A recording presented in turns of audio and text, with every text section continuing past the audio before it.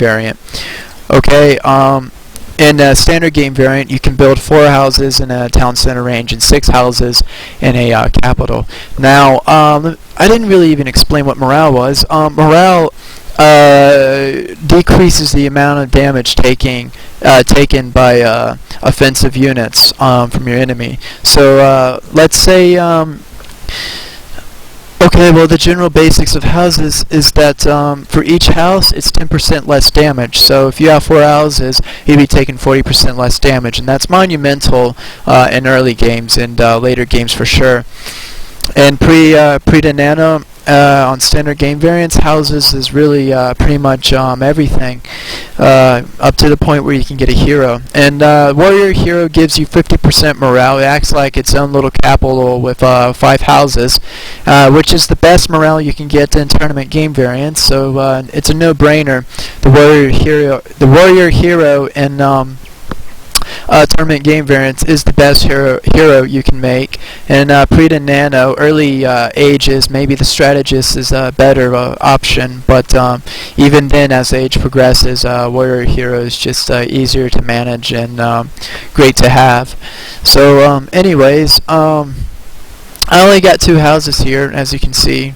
That gives me 20% morale in here. So let's say the enemy attacks me with the same amount of military and doesn't decide to kill my citizens, but just attacks my army here. If he doesn't have any morale, I'll have a significant advantage. 20% morale doesn't seem much, but army attacks works kind of exponential.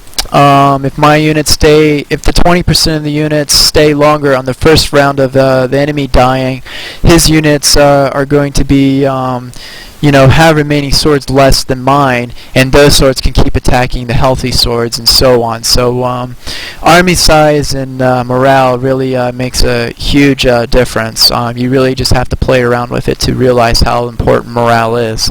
A lot of new players or inexperienced players just simply overlook that, and it really makes a huge difference.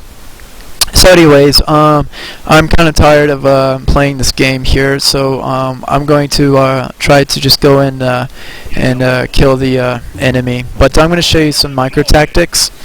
Let's say that tower is going to finish on high priority. I want to kill the citizen, killing that. Alright, so I can move my units back. The enemy is going to be trying to kill the units moving back. My back units are just going to be attacking the enemies moving forward. I hope you're catching this because it's kind of hard to show again with all of his shit dead. Alright. See how that action works? Basically, these units are going to kill these guys because they're chasing these guys, and the next wave coming behind them are going to be chasing these guys, and I can just move a few of the front guys back and use the core of my army to kill everything. So everything's just dying. I'm not really losing shit, mainly because I have a lot bigger army, but this tactic works on equal-sized armies or even armies smaller. If you're a very good micro player, you can do a lot of damage. In an instance like this, say I didn't have that much army and I didn't want to lose military. His Persians aren't attacking this sword, but if they do kill the units they are attacking, they will attack the closest unit, which would be this one. I can move this guy back and forth like this, and they'll be missing their shots while my army's actually doing what I want them to.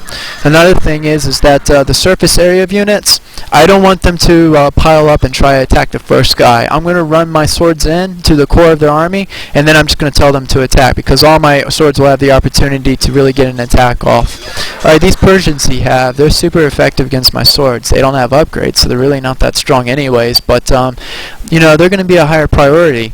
If the enemy is actually any good, and this wasn't a stupid computer, it would be wise to try to take out archery units so they just can't pile up and really have an advantage on numbers and movability ability in the game. Ballistas, they're nasty. They have splash damage, so if they attack like a group of swords like this, that would be a lot of damage to my swords, and I really don't want that done. So units like that's a higher priority than taking out these guys or these guys. So I'll go ahead and kill him fast.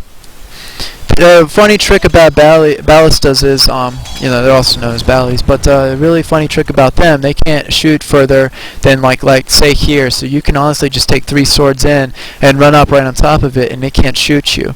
They really don't have that many hit points, and 3 swords is more than capable of killing them.